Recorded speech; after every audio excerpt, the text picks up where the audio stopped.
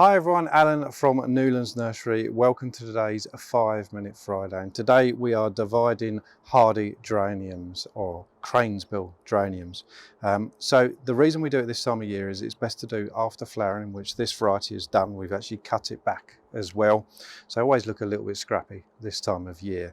And we're going to divide the plant up, which not only gives you extra plants, which we're going to put in here, it also reinvigorates the existing plant as well. So the fact that we're doing it in pots doesn't matter, you can do it in the ground as well. However, actually, if you're taking them through the winter, like we are with these, often it is better to get them established in a container or a pot first, take them through the winter, and then plant them out. But it's up to you. Going into the ground works fine as well. So first thing we need to do is take the plant out of the pot. So we do this, we divide something like a hardy geranium every around about 2 to 4 years, depending on what size it gets. And if you do it in pots, you might do it a bit more frequently. So we just squeeze the pot, release the roots, and you can see it's got quite a root system going on there.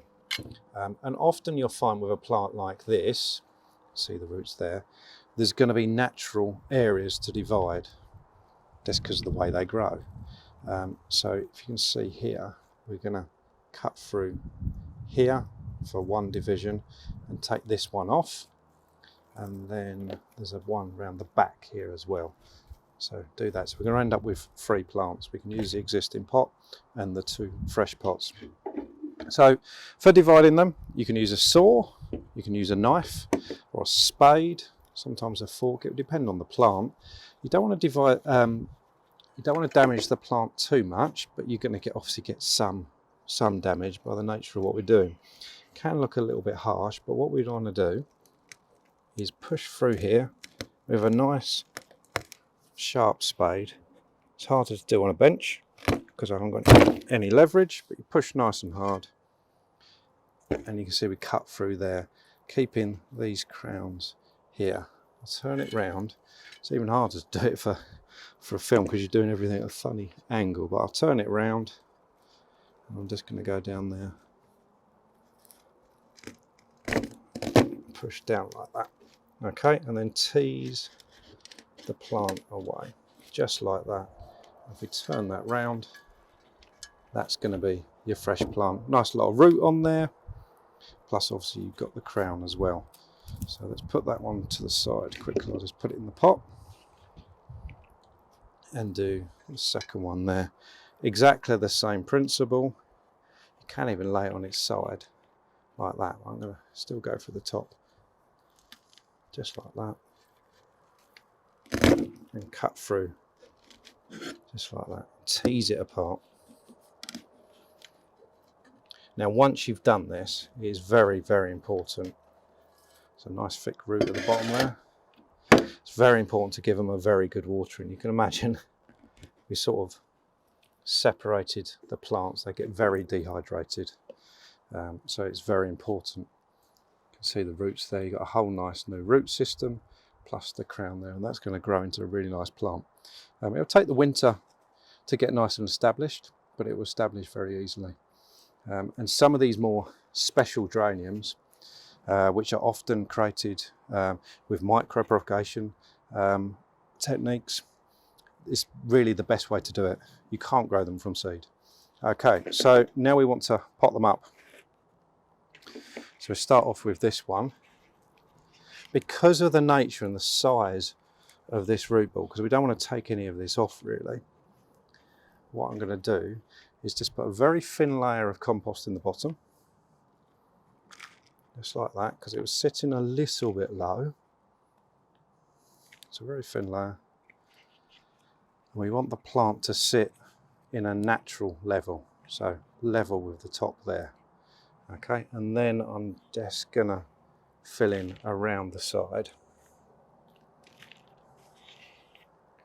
Just like that. We've got a nice well-drained compost, which it's gonna like. It's also got a nice lot of organic matter in it, which will help it through the winter. Tap it down, make sure all the compost goes into any air gaps or something like that, and then just repeat the process for all of the others. This one was a little bit higher, so we don't need to put anything underneath this one. And just top it up. Don't be tempted to really squash the compost down. You want to firm it down, but don't really push it down. But you just want to make sure it goes into any air gaps that it might have. And lastly, move that away. This third one here.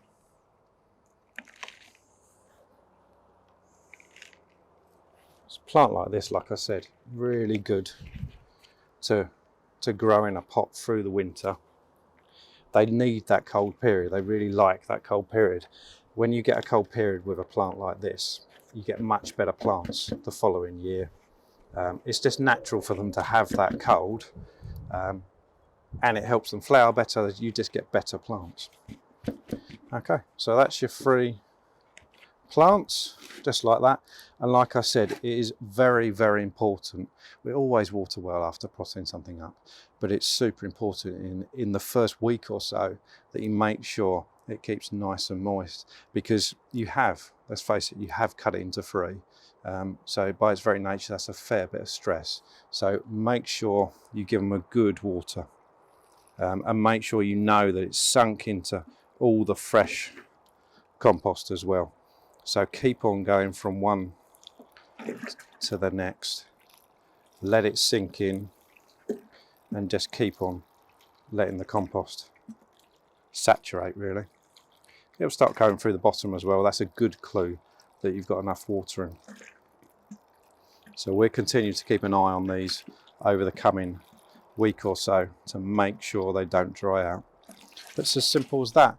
And as with all of our 5 Minute Fridays, if you've got any questions at all, get in contact. See you soon.